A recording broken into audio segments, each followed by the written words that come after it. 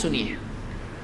اللہ کے نبی صلی اللہ علیہ وسلم فرماتے ہیں، خود اللہ تعالیٰ فرماتا ہے، قال اللہ تعالی یا ابن آدم، اے آدم کی اولاد،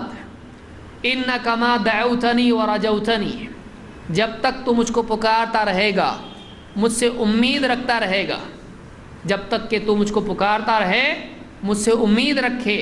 غفرت لک علی ما کان منک ولا ابالی،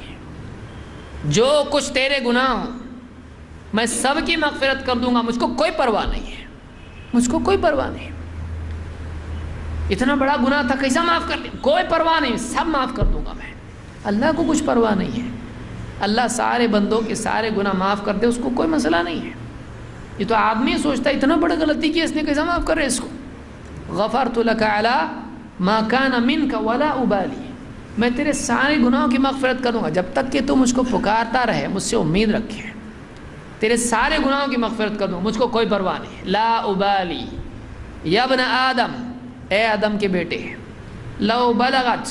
ذنوبک عنان السماء، تیرے گناہ آسمان کی بلندی کو پہنچ جائیں، اتنے گناہ تیرے پائل اپ ہو جائیں، ایک کے اوپر رکھ دیں کہ آسمان کی اونچائی کو تیرے گناہ پہنچ جائیں، ثم استغفرتنی، پھر تو مجھ سے مغفرت کی دعا کرے، غفرت لک ولا ابالی، میں تیری مغفرت کر دوں گا، مجھ کو کوئی پرواہ نہیں ہے، کوئی پرواہ نہیں مجھ کو، اتنا کیسا کر دوں گا میں۔ تو مغفرت کی دعا تو کر کے دیکھ، تو مانگ تو صحیح، اگر تو مجھ سے مغفرت کی دعا کرے گا میں سارے گناہوں کی مغفرت کر دوں گا، ولا ابالی، مجھ کو کوئی پرواہ نہیں ہے، کوئی پرواہ نہیں کہ اتنا کر کے کیا، یعنی اتنے گناہ کیسا معاف کرنے کا، کر دوں گا میں۔ یا ابن آدم، آخری بات سنیے، یا ابن آدم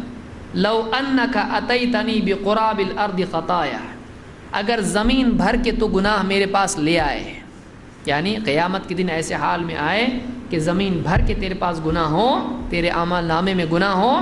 ثم لقیتنی لا تشرک بی شیئا، لیکن تم مجھ سے ایسے حال میں ملے کہ تو نے میرے ساتھ کسی کو شریک نہ کیا ہو، لآتیتک بقرابہا مغفرۃ،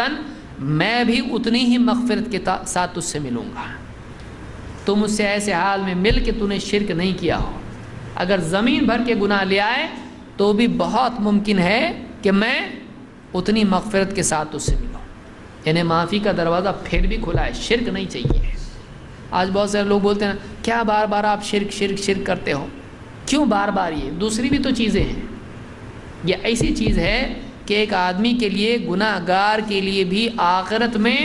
بلکہ جہنم میں بھی امید باقی رہتی ہے اگر آدمی شرک سے محفوظ دنیا سے چلا جائے۔